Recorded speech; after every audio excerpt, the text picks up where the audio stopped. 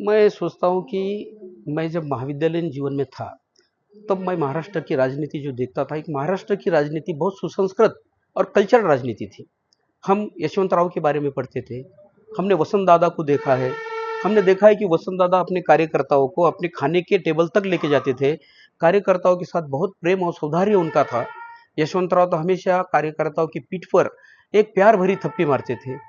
वही महाराष्ट्र में आज नेता लोग अपने कार्यकर्ताओं को लात से अगर मार रहे हैं, तो महाराष्ट्र कहाँ से कहाँ गया, ये सब जनता ने सोचना चाहिए।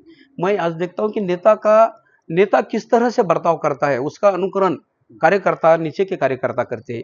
और इसी तरह के कल्चर को भारतीय जनता पार्टी और शिंदे गठ ने बढ़ावा देने के कारण नेता ही अगर ऐसे है, तो उनके आमदार किस तरह से रहेंगे।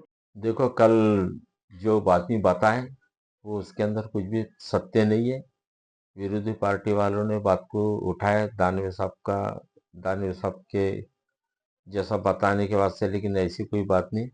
दानवे साहब का और मेरा 30 साल से दोस्ताना है। और दानवे साहब जैसे एयरपोर्ट पे से उतरते मेरे को फोन करते, कहा है तो आ जल्दी खाना खाने को। यहाँ तक हमारी बात है। पर ये बात की वजह से मेरे को इतनी बात बोलना पड़े, हमारा उनके बहुत संबंध अलग है। और दूसरी बात है कि जैसा दानवे साहब घर में से आए कपड़े बदली करके, तो उनका शर्ट पीछे से अटके हुआ था। तो मैंने उनके कान में बोला, मतलब दादा तुम्हारा शर्ट अटके हुआ है। उनकी कुछ समझ में नहीं आया। और उन्होंने जैसा मेरे को ऐसा ये करे, जैसा हाथ में उनके गुलदस्ता था करके उन्होंने ऐसा करे, तो ऐसा कुछ हुआ नहीं है। मगर वो चैनल के अंदर रिपीट रिपीट रिपीट करके बता रहे, उसके वजह से ज्यादा लग रहा। और वो विरोधी वालों को कुछ ना कुछ बहाने लगते, दिन भर उनके बारे में लोग कुछ ना कुछ विषय निकालते ही रहते।